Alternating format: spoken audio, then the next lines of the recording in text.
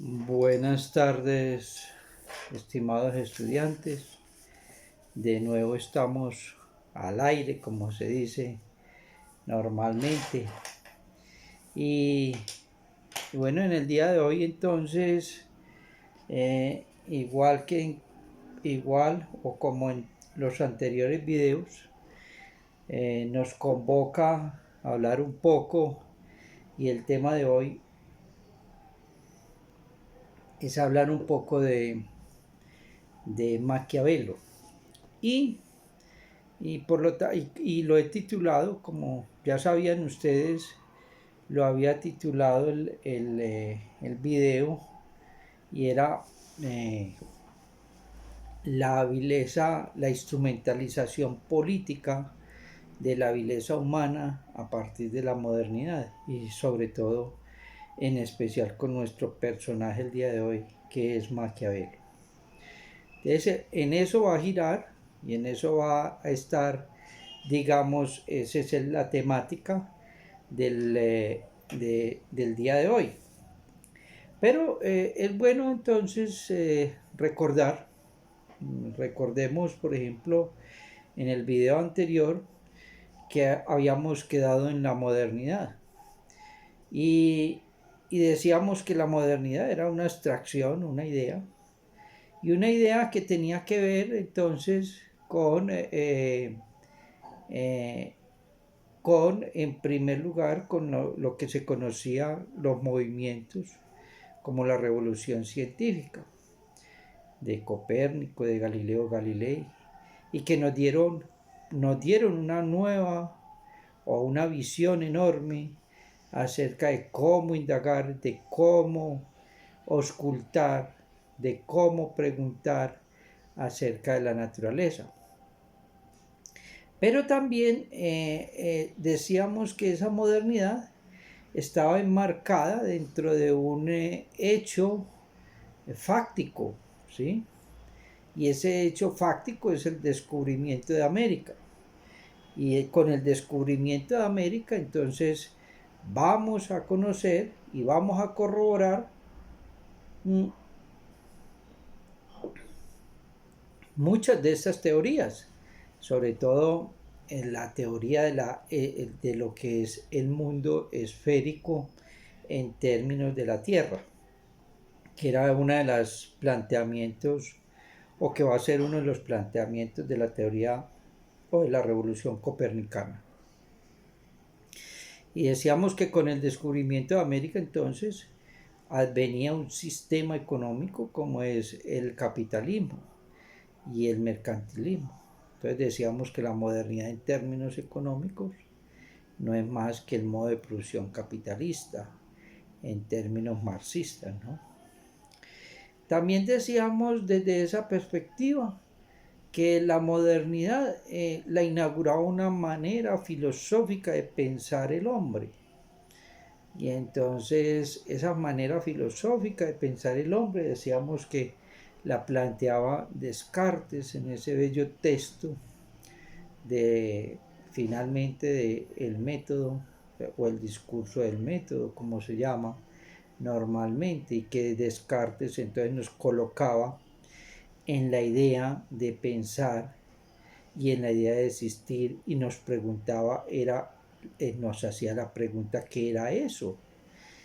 Pero no solamente qué era eso, sino que nos induce a pensar en la manera y el método de esa indagación. Y entonces a partir de ese método nos permite construir, digámoslo así, un conocimiento. En otras palabras, podríamos decir en términos sencillos que uno de los grandes descubrimientos del mundo o del pensamiento cartesiano es esa concepción del conocimiento, ¿sí? Y la relación con la ciencia.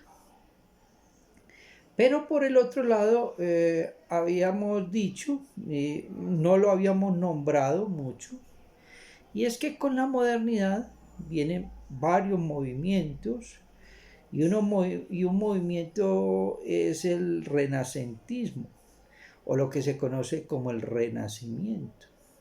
Y el preludio o lo que antecede a ese renacimiento es lo que habíamos visto con Boccaccio y con Dante, ¿sí? En la Divina Comedia y Boccaccio en el Decamerón, la pregunta por lo humano, o sea, el humanismo. Y para decirlo de una manera sencilla, uno puede definir el humanismo como la indagación, que es lo que hacen estos pensadores, la indagación por la naturaleza humana, ¿sí? O sea, ¿qué es lo que mueve al humano? Si yo defino el humanismo, entonces el humanismo lo defino con esa pregunta. ¿Qué es lo que mueve al humano? Y eso que mueve al humano, entonces se gesta con eso, con ese elemento se gestan varios movimientos en Europa. Entre esos movimientos es lo que se conoce como el Renacimiento. Y el Renacimiento, de acuerdo a Bujar, que es uno de los grandes historiadores y que acuña precisamente también el concepto de Renacimiento, plantea que el Renacimiento está dado en Europa, con la idea del Renacimiento, que no es más que la idea del hombre moderno, la idea del qué es el hombre. Esa es la idea del Renacimiento, y que esa idea de qué es el hombre entonces lleva a múltiples movimientos, entre ellos el artístico, las artes, la pintura, lleva a auscultar la pregunta por el hombre. Entonces ese renacimiento está envuelto, digámoslo así, en movimientos literarios. Entonces, por ejemplo, encontramos en ese renacimiento y esa aplicación de ese renacimiento, por ejemplo, no solamente en Italia con el teatro, ¿sí? En Italia con la ópera. En Italia la encontramos, Italia sobre todo el teatro, que es fundamental el teatro italiano. Pero ese renacimiento también va a tener expresiones, ¿sí? en distintas partes de Europa. Y una de las expresiones que la vamos a encontrar, ese renacimiento, es a nivel de la literatura. ¿sí? Y la literatura entonces encontramos que en la aplicación o esos principios del Renacimiento, que si bien es cierto era un movimiento italiano, pero comienza a desplazarse o se desplaza hacia el norte de Europa, llegando entonces a Londres. En Londres entonces las ideas del Renacimiento pegan fuertemente, sobre todo en movimientos literarios. Y dentro de esos movimientos literarios encontramos uno de los grandes personajes del Renacimiento y que nos plantean las grandes preguntas acerca del humano. Y esas grandes preguntas acerca del humano encontramos esa Shakespeare. Shakespeare en Hamlet, por ejemplo. Cuando uno lee a Hamlet, Hamlet no es más que una pregunta. Y es una pregunta fundamental que aún no se resuelve y que difícilmente se resuelve. Es una pregunta de quién soy, ser o no ser. Mire que es una pregunta por la naturaleza humana. ¿Quién soy? ¿Sí? Es una pregunta esencial. ¿Quién soy? Es una pregunta filosófica. ¿Quién soy? Y cuando uno lee a Hamlet en los primeros, es la pregunta que lanza. ¿Sí? Pero también cuando uno lee a Romeo y Julieta en Hamlet, hay una pregunta por las pasiones, por el dolor, por la angustia, por el otro, por las formas de ver el otro.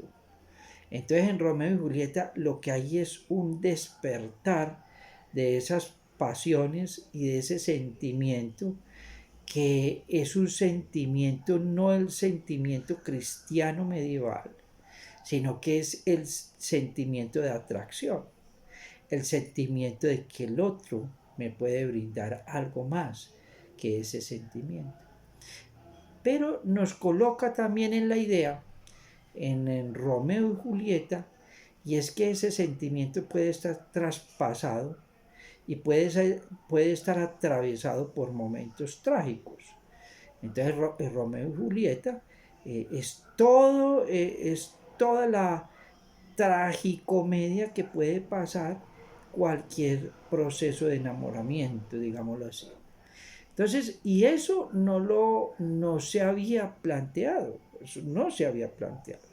Entonces, de ahí que Shakespeare nos coloca en la vía del hombre moderno, el hombre que se angustia, el hombre que sufre, pero que sufre y se angustia a partir de esa pregunta de quién soy. Ser o no ser es la cuestión, plantea Hamlet. Ser o no ser es la cuestión. Pero también en esa misma línea del renacimiento, porque vuelvo, insisto, el renacimiento es todo ese movimiento que se esparce por Europa. En esa misma línea del renacimiento encontramos cómo ese movimiento se da en términos literarios en España, por ejemplo. Y encontramos que una de las grandes obras del Renacimiento español en términos literarios es sencillamente Don Quijote. Entonces, que yo invito, entre otras cosas, no solamente invito a que lean a Shakespeare, a que lean a Don Quijote y a que lean a todos los que he nombrado de alguna manera, es una invitación a la lectura. Cuando uno lea a Don Quijote, Don Quijote es un héroe, es el último héroe. Don Quijote es esa caballería, es el último caballero. Entiendas el caballero en la Edad Media, el que anda montado a caballo y que enamora. El último caballero, entonces, es finalmente Don Quijote, ¿sí? Y que se constituye en un héroe de pura ilusión, de pura conquista, de puro deseo, de imaginar mundos. Y es que no el mundo moderno y el mundo renacentista es un mundo de la imaginación. De hecho, la imaginación se va a constituir en el mundo moderno como un elemento o un eje central, digamos, de la pregunta por la naturaleza. De hecho, la imaginación se constituye, digamos, en lo que hoy en día llaman la tal creatividad, ¿sí? Que no es más que un eufemismo. Eso no es más que imaginación. Imaginar posibles mundos. Y eso es lo que da el sentido de la libertad en términos modernos, ¿sí? Cuando nos zafamos de Dios, cuando nos desvinculamos de Dios con la muerte de Dios, entonces lo que viene es la imaginación, imaginar nuevos mundos, imaginar posibles nuevos mundos. Y entonces Don Quijote nos da esa posibilidad.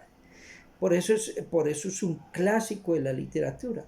Pero a la vez en la literatura española hay dos testigos que siempre me llaman mucho la atención, que es un testigo de Fernando Rojas que se llama La Celestina.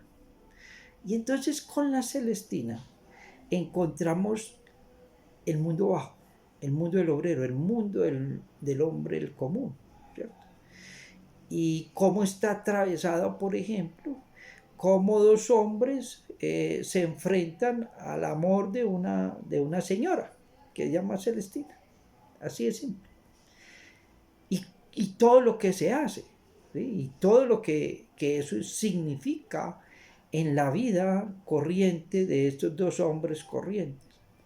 Entonces la Celestina nos anticipa es cómo es las circunstancias del hombre, la bajeza, digamos, del hombre, lo vil del hombre del común, porque hasta el momento lo que hace la modernidad con el mercantilismo, que es el capitalismo, con los mercaderes, es mostrar, que posteriormente hablaré de eso cuando esté hablando un poco del marxismo, es mostrar finalmente, eh, los ideales burgueses, los ideales del mercader, que son eminentemente lo que denominaríamos burgueses. En otras palabras, el pueblo y a la gente del común, lo único que le queda es seguir esos patrones burgueses, porque es lo único que se le van a imponer paradójicamente, ¿no? Entonces, lo que hace la Celestina es mostrar esa condición del hombre común, del hombre que no tiene poder, del hombre que no tiene poder de dinero, pero que enamora, ese tipo de situaciones. Y hay una obrita anónima que se llama El Lazarillo de Tormes, que también plantea algo parecido en torno al común y al sufrimiento del pueblo común.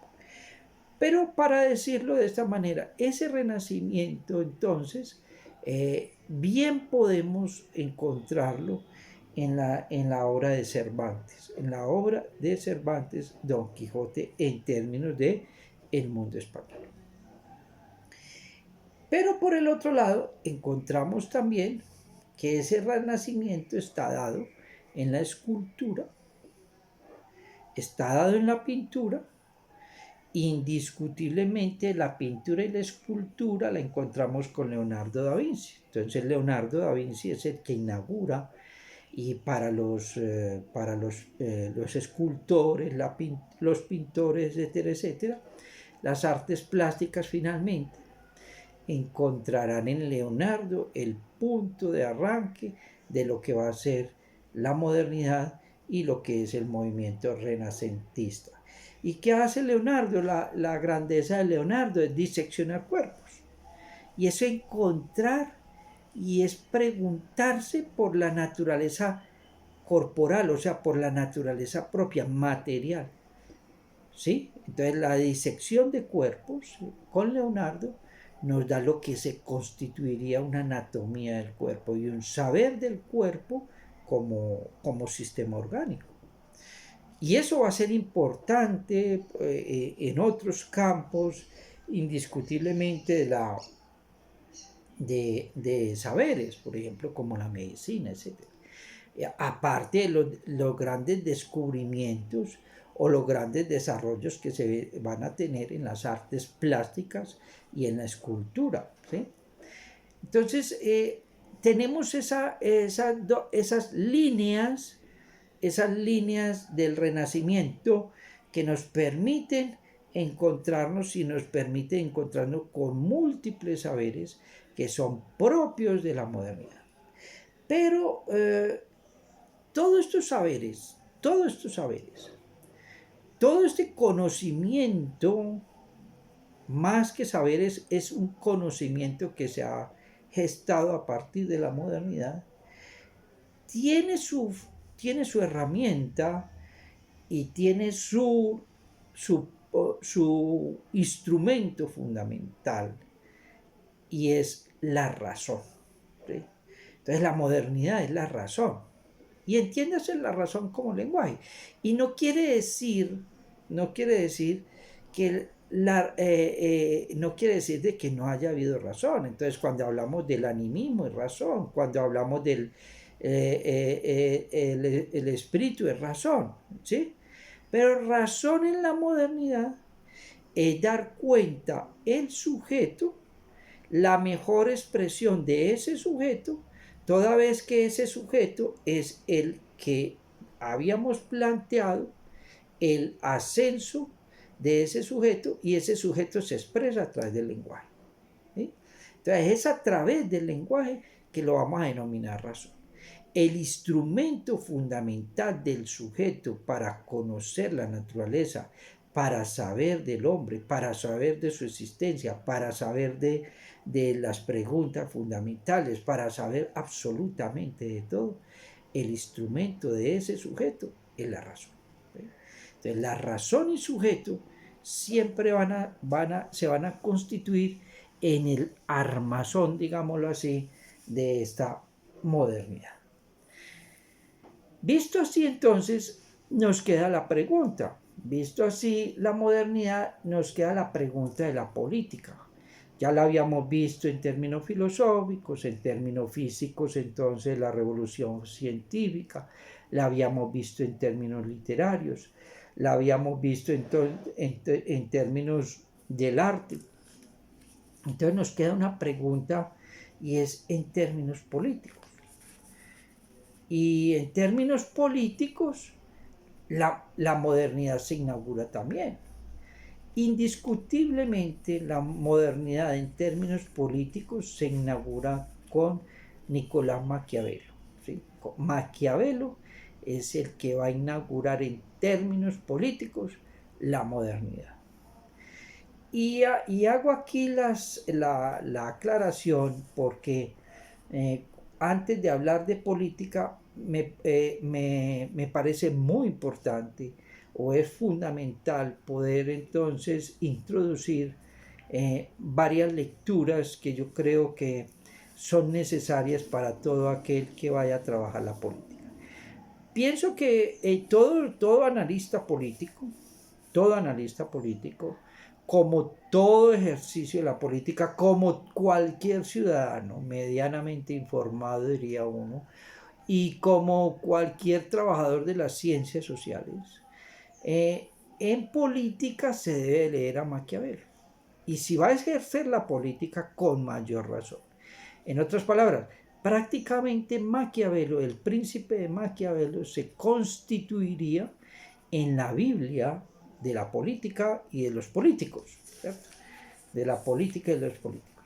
Y esto entonces para decirlo, que cuando hacemos cualquier análisis político, cualquiera que ello sea, siempre recurrimos y debemos de recurrir a cinco clásicos. Los cinco clásicos son, y es importante que se tengan, lo lean, y más si me se van a hacer análisis político. Entonces, porque ningún análisis político, diría uno, si no se mienta estos cinco clásicos, entonces no es análisis político, es otra cosa, no sé qué será, pero es otra cosa. Pienso que cualquier análisis político pasa por un texto griego, del mundo griego, de Aristóteles, que se llama La Política. Primer texto, ¿sí? La Política. Fundamental para hacer análisis políticos y porque nos va a dar la idea de lo que es la política. Es más, enseguida voy a definir política y buena parte de esas definiciones parten de Aristóteles. El segundo texto es un texto de Platón que se llama La República de Platón. Pienso que los sistemas de gobierno, los sistemas de Estado, toda la institucionalidad pasa por la República de Platón. Y buena parte de todo lo que tenemos tiene que pasar por la República de Platón. El tercer texto es Maquiavelo. Maquiavelo es fundamental. Ese es el texto moderno. Porque en Maquiavelo vamos a encontrar el ABC del ejercicio político y de la política. El ABC, el abecedario de la política. Y enseguida lo voy a abordar, que es el que me interesa. Posteriormente vamos a abordar el cuarto, que es Thomas Hobbes en el Leviatán, que posteriormente lo voy a abordar, sería el cuarto texto. Y el quinto texto sería el de Juan Jacobo Rousseau, el contrato social. Pienso que esos cinco textos, cinco autores, ¿sí? Que se consiguen, es la biblioteca perfecta para hacer análisis político sin ser refrito, o sea, basado en esas lecturas concienzudas, usted puede hacer y puede acercarse a hacer análisis político con rigor, diría uno, y bien sustentado. Hay un libro que es El arte de la guerra de Sun Tzu. Sun Tzu es concretamente El arte de la guerra, porque lo miento yo como el sexto, porque la guerra no es más que una versión de la política, la guerra es política, ¿sí? Y es clásico. El arte de la guerra es el que tiene que leer, digámoslo así, cualquier sujeto que esté en política y que sea y que le interese la guerra y que esté vuelvo, insisto, que tenga que ver con relaciones, y la política tiene que ver con relaciones internacionales. Y ya en la política como ejercicio del poder, entonces el poder, los clásicos del análisis del poder, lo encontramos en Michel Foucault y en el texto o los textos de Nietzsche. Entonces, los clásicos del análisis del poder, todo aquel que vaya a hacer análisis del poder, entonces tendrá que leer a Michel. Digamos que esos son los textos para hablar de política y del poder, si queremos hacer un buen análisis. Entonces, como hoy nos compete, es hablar de Maquiavelo, y les decía yo que Maquiavelo inaugura lo que es la política moderna. Partamos entonces de una definición sencilla de política. Política quiere decir toda relación con el otro. Eso es aristotélico. Toda relación con el otro es una relación política. Toda vez que la política viene de polis, en otras palabras, de ciudad, de lo urbano. Recuerde que habíamos hablado del urbano. No es gratuito entonces que lo urbano aparezca, la política sea moderna, toda vez que habíamos planteado y habíamos dicho que la modernidad del espacio, el lugar fundamental de la modernidad y el mercado era finalmente lo urbano. Entonces, en lo urbano se presentifica y se evidencia con fuerza la relación inmediatamente con el otro. Desde que yo me levanto, hay una relación con el otro. Desde que yo estoy haciendo este video, siempre evidenciamos en lo urbano la relación con el otro, con el vecino, con el de la tienda, etc. La relación con el otro se evidencia mucho más fácil. Y también en el campesinado, pero en lo urbano, porque lo urbano concentra, vuelvo, insisto, es concentrador de todo el concentrador de todo el andamiaje y concentrador de la modernidad. Entonces, eso es una definición sencilla. ¿Ven? Como podemos decir que el arte de la política es el poder, como podemos decir que el interés de la política es la economía, pero una definición partiendo de una definición sencilla, decimos que en la política es la relación con el otro, toda vez que la relación con el otro guarda muchos intereses, guarda poder, guarda intrínsecamente particularidades y sobre todo elementos que ya hemos venido trabajando en términos de lo siniestro. Entonces Maquiavelo escribe El Príncipe. El Príncipe es un textico corto, un texto medianamente corto, son 26 capítulos, y en ese Príncipe lo que se va a destacar son varios elementos. Primero, Maquiavelo es el Copérnico de las relaciones políticas. ¿En qué sentido el Copérnico de las relaciones políticas? Porque Maquiavelo se basa en la observación del ejercicio del poder político. Entonces, Maquiavelo está en Florencia, Italia es eminentemente corrupta, está el periodo de los Borgias, que es eminentemente corrupto, Florencia es un sitio de mercaderes, es muy importante que vean al menos una película que se llama El Mercader de Venecia, Venecia y Florencia, pero en la película se llama El Mercader de Venecia, que es la obra de Shakespeare, pero llevada al cine. bueno que la vean para que miren las dinámicas que se establecen y las puedan observar al menos en cine, ¿sí? Entonces, cuando hay mercaderes y cuando una ciudad como Florencia, con el poder de la iglesia, con el poder político, con el poder del papado, etcétera, etcétera, Florencia y Venecia y toda Italia se constituyen entonces en una fuente de corrupción política, ¿sí? Aparte porque son estados, ciudades, y entonces esos estados, ciudades, o sea, cada ciudad se comporta desde esa perspectiva como un estado, entonces hay intereses políticos de toda índole. Entonces, desde esa perspectiva, Maquiavelo es un gran observador, por eso lo denomino el Copérnico de la política. ¿Por qué? Porque se basa en el fundamento, en lo real. Maquiavelo es un realista, en otras palabras, es un realista finalmente. Y desde esa descripción realista, porque él lo que hace es observar una realidad, se va a basar en un elemento que es nuestro elemento, y es que se va a basar en la historia, ¿sí?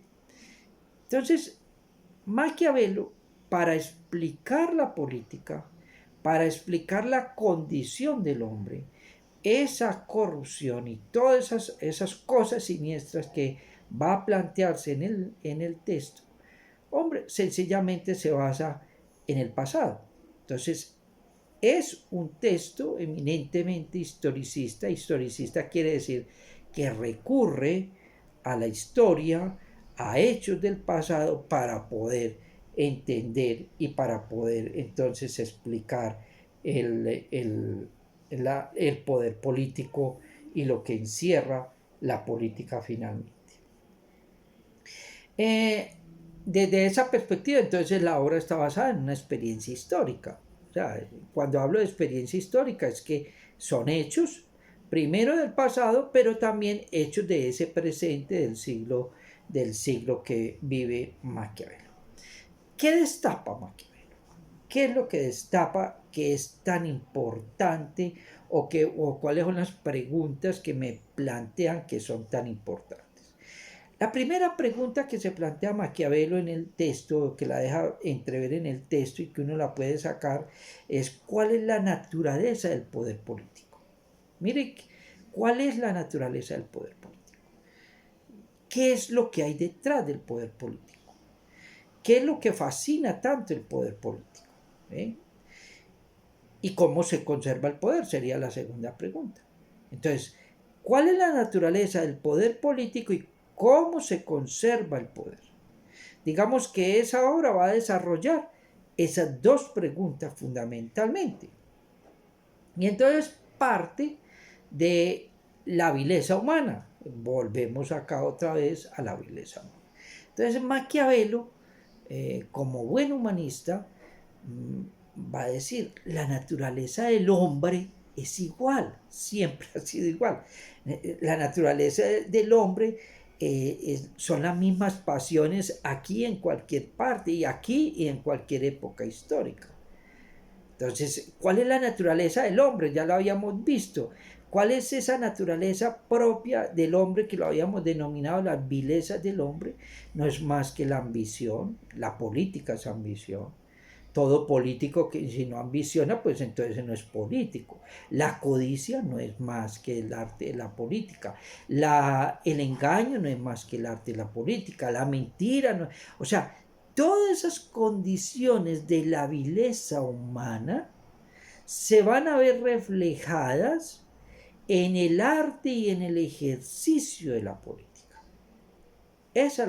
Y a partir de ese arte y ese ejercicio de la política con esa vileza humana, vamos a gobernar y vamos a contener la sociedad. ¿Por qué? Por varias razones.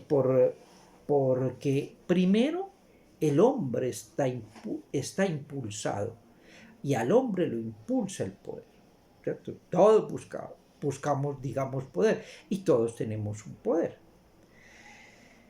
La segunda es que como el hombre busca el poder, y el poder solamente se ejerce en uno, ese uno es el príncipe. El resto son los súbditos a los cuales tienen que obedecer. Y los súbditos es lo que se conoce como la sociedad. En otras palabras, si la sociedad no tiene el que lo dirija, si la sociedad no tiene el maestro de orquesta, sencillamente la sociedad se, se desbarajusta. Entonces, tiene que haber alguien en la sociedad que me implique a mí contener las bajas pasiones del resto de la población.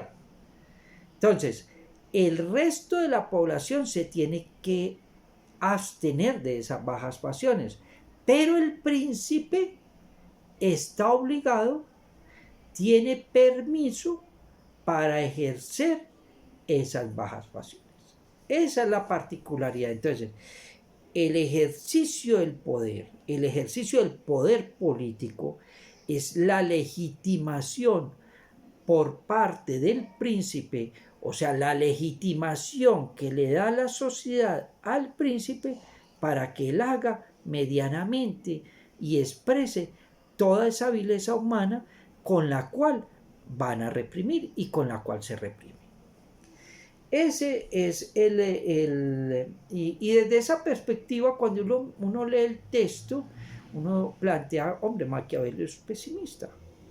Y sí, es pesimista cuando dice todos los hombres son iguales, todos los hombres finalmente los mueve la misma cosa, la codicia, los mueve el poder y detrás del poder entonces, vuelvo, insisto, no está toda la condición. Entonces, mire que Maquiavelo, el príncipe y la sociedad, mientras que el príncipe se le permite, la sociedad para que pueda tener una cohesión se tiene que abstener. El príncipe entonces, porque si no, si la sociedad no tiene orden, pues sencillamente sería un caos. Desde esta perspectiva, entonces el ejercicio de la política es un ejercicio secular, o sea, un ejercicio de la condición humana, ¿sí? Contrario al ejercicio de la moral. Entonces, lo que Maquiavelo nos presenta es, por un lado va el ejercicio político, que es eminentemente secular de la condición humana, y por el otro lado va la moral, que esa se la dejamos a la religión y a las iglesias y finalmente al poder religioso. La moral al servicio del poder religioso, a la moral al servicio de la religiosidad. Esa es la dicotomía, digámoslo así, y eso es lo que me va a permitir y lo que nos va a permitir que a partir de Maquiavelo empezamos a plantear la idea central de la separación iglesia y Estado. Entonces, cuando Maquiavelo dice la moral es para la separación de iglesia y Estado, separación de iglesia y Estado que es fundamental, por ejemplo, en las democracias modernas. Separación de iglesia y Estado que la lleva muy bien, por ejemplo, en términos de los Estados Unidos. Por ejemplo, la democracia de los Estados Unidos y a partir de la Constitución norteamericana es tajante la separación de la iglesia y del Estado. Nosotros no, nosotros en nuestro caso no hay esa tal separación de la iglesia y del Estado finalmente. Entonces, la otra particularidad entonces que queda es cuál es la habilidad, cuáles son las condiciones que debe tener el político o que debe tener el príncipe. Y entonces Maquiavelo, ahí es donde hablamos de un ABC de el ejercicio de la política y el ejercicio del príncipe. La primera es que el príncipe no debe tener moral. Haga lo que haga, el príncipe no debe tener moral. Además, porque la política La política, en otras palabras, es el ejercicio de intereses. Y cuando los intereses se sobreponen, la moral se deja a un lado. Además, porque el ejercicio de la política, tarde que temprano, se va a ver abocado a decisiones muy difíciles y complicadas. Imaginen ustedes por un momento cuando un presidente tiene que tomar una decisión de bombardear un pueblo donde en ese pueblo hay civiles. Pero hay que bombardearlo porque hay, qué sé yo, una cantidad de gente insurgente, bueno, cualquier cosa de estos, o el enemigo. Entonces tenemos que sacrificar los civiles. Entonces el ejercicio, pero sabiendo que sacrificando esos civiles vamos a preservar la paz. Ese es los dilemas. En otras palabras, lo que hace Maquiavelo es presentando los grandes dilemas que tiene que enfrentar el ejercicio del poder y el príncipe finalmente. Y que son dilemas que los tiene que resolver en acción, mas no en moral. ¿Sí? Porque en acción, o si no, el príncipe no representaría. Entonces lo que hace el príncipe es separar eso de la moral y el príncipe entonces tiene que separarse en sus decisiones de la moralidad. Pero el príncipe tiene que tener cualidades. Y una de las cualidades que tiene que tener el príncipe es ser temido, más no odiado. Porque una cosa es odiado y otra cosa es temido. El temor es que el príncipe muestre que con sus decisiones se preserva la paz. El príncipe muestre que con sus decisiones se preserva entonces la sociedad. Y aquí viene, cuando yo les decía el arte de la guerra, es porque con Maquiavelo nos enseñó que para preservar la paz había que hacer la guerra. ¿Sí? Ese es el arte de la paz, es el prepararse para la guerra. Y no solamente, es lo que va a traer y lo que va a poner en escena Maquiavelo, porque ya en el arte de la guerra nos lo habían planteado desde hacía muchos años atrás. ¿Sí? Entonces, una de las virtudes, la virtud es que tiene que ser temido, mas no odiado. El príncipe tiene que reflejar seguridad, el príncipe tiene que reflejar, pero también tiene que reflejar confianza. En otras palabras, el príncipe tiene que reflejar todo aquello lo que en términos de la percepción del pueblo le genere tranquilidad. Detrás de esa percepción tiene que hacer todo lo contrario. Lo contrario. Porque si no hace lo contrario, entonces no va a garantizar la paz. Entonces, el príncipe, mientras dice que es la confianza, mientras dice una cosa, mientras le dice la paz debe prepararse para la guerra, está haciendo otra cosa. En otras palabras, desde esa perspectiva, el arte del príncipe es saber mentir. El príncipe tiene que saber mentir. El arte de la política es la mentira. Y con la mentira inauguramos la modernidad en términos políticos. Porque el arte de la política es la mentira. Político tiene que ser mentiroso. Político que no sea mentiroso es un político que fracasa. Pero el problema es saber mentir. Hitler lo decía ya en la Segunda Guerra Mundial. Por eso es que los grandes personajes de la historia, realmente los grandes personajes, son lectores de Maquiavelo. Entonces, si ustedes cogen a Bill Clinton, por ejemplo, si cogen estos presidentes norteamericanos, son el arte de la mentira y son maquiavélicos, digámoslo así. Pero Hitler sabía muy bien de Maquiavelo. Lenin sabía muy bien de Maquiavelo. Por eso Maquiavelo, tanto para los tiranos como para las democracias, como para el mundo, digámoslo así, o los socialistas, están bien vistos. O sea, todos lo tienen que leer, todos lo tienen que leer. Maquiavelo, todos lo tienen que leer. Y desde esa visión, entonces el Maquiavelo lo que nos va a brindar es que el político tiene que ser eminentemente desconfiado. Político que sea confiado fracasa. Un político confiado es un político fracasado. El político tiene que saber engañar, tiene que saber mentir, pero tiene que saber desconfiar toda vez que él sabe que está trabajando, él sabe que está ejerciendo un poder con los súbditos que son la sociedad, que también tienen la condición humana de vileza, de toda lo que hemos finalmente planteado desde esa perspectiva. Entonces, incluso el Maquiavelo lo trae en una metáfora. Él dice, el político tiene que ser zorro, ¿sí? La astucia del zorro. Zorro para huelerla, zorro para saber dónde está el peligro, zorro para saber engañar. Pero también tiene que tener la fuerza del león.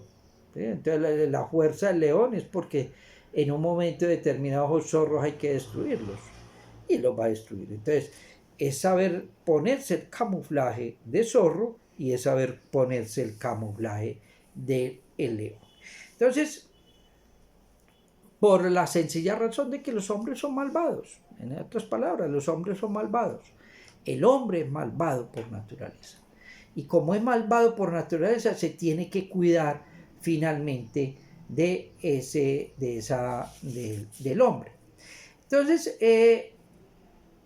Maquiavelo, en ese ejercicio, el arte de la política, el arte del engaño, el arte de saber zorro, el arte, y que es el arte del político, inaugura lo que vamos a conocer en el mundo moderno, un pensamiento de Estado. ¿Sí? Entonces, un pensamiento de Estado no es más que el ejercicio de la política en términos, y entiendas el Estado como ese conjunto de normas, diría uno en términos sencillos, pero ese conjunto de normas, sabiéndolas utilizar, sabiéndolas aplicar, sabiendo dónde tiene que ir. Y por último, entonces, encontramos a un Maquiavelo que se encuentra con un ejercicio de la política, y es que Maquiavelo plantea la relación del poder del príncipe con los otros príncipes de otros estados. Y esa relación tiene que ser de constante mentira, de constante traición, de constante intereses. Eso da cuenta finalmente por qué las naciones tienen sus relaciones que se tienen.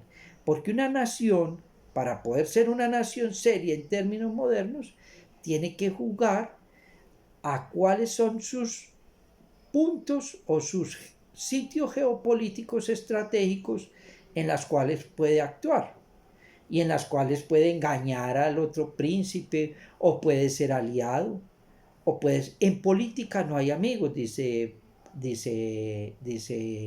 Maquiavelo. En política no hay amigos, en políticos hay aliados. En la política hay aliados. Y desde esa perspectiva de las alianzas, entonces vamos a consolidar lo que vamos en términos de Estado y la seguridad del Estado. Entonces, para finalizar, miren entonces la importancia, que espero que lo lean atentamente, y vuelvo, insisto, los que se van a meter en política van a finalizar con leyendo a Maquiavelo, porque es fundamental en las ciencias sociales y en las ciencias humanas y finalmente en la política. Ahí vemos entonces cómo la vileza humana, esa condición de la naturaleza humana, se va a instrumentalizar en el ejercicio del dominio. Muchas gracias y nos vemos en el próximo video.